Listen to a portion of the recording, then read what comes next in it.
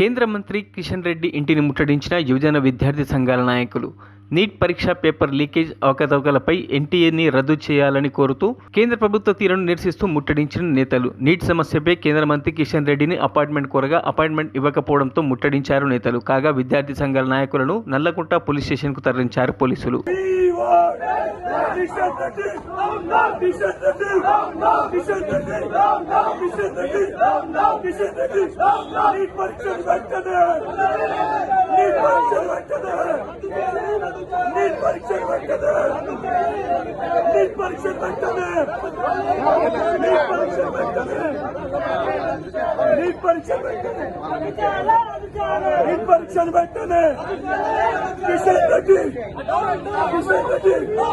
Modi